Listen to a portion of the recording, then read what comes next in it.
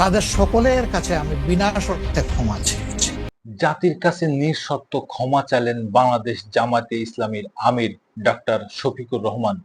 বললেন, ৭১ নয়, ১৯৪৭ সাল থেকে আজ পর্যন্ত আমাদের দ্বারা কেউ কষ্ট পেলে, কারোর ক্ষতি হয়ে থাকলে আমরা তাদের সবার কাছে বিনা শর্তে ক্ষমা প্রার্থনা করছি। সাংবাদিক এবং উপস্থাপক খালিদ মহিউদ্দিনের একটি টকশোতে অংশ নিয়ে আলোচনার কেন্দ্রে আসেন তিনি।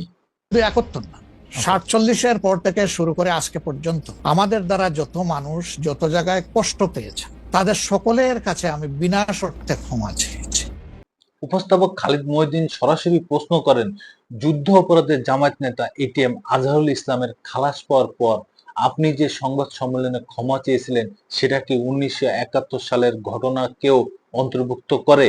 জবাবে ডক্টর শফিকুর রহমান বলেন, আমি স্পষ্ট করে বলছি, ৭১, ৮৮ কিংবা ২০০১ সময় নয়।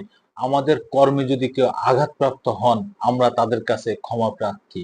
তিনি আরো বলেন, মানুষ যেমন ভুল করে তেমনি একটি সংগঠনেরও ভুল হতে পারে। ইতিহাস ঠিক করবে কারা ভুল করেছে কারা সঠিক ছিল। আজ যেটাকে ভুল ভাবা হচ্ছে কাল সেটি হয়তো সঠিক বলে বিবেচিত হবে। মাপ চাওয়ার বিষয়ে ডক্টর শফিকুর রহমান বলেন, ক্ষমা চাওয়ার মধ্যে কোনো পরাজয় নেই, কোনো লজ্জাও নেই। আমার মানবিক মূল্যবোধ ও দায়িত্বের জায়গা থেকে মাপ চেয়েছি।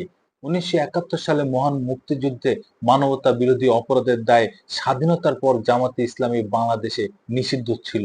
১৯৭৫ সালের রাজনৈতিক পট পরিবর্তনের পর বাংলাদেশে রাজনীতি করার সুযোগ পায় দলটি।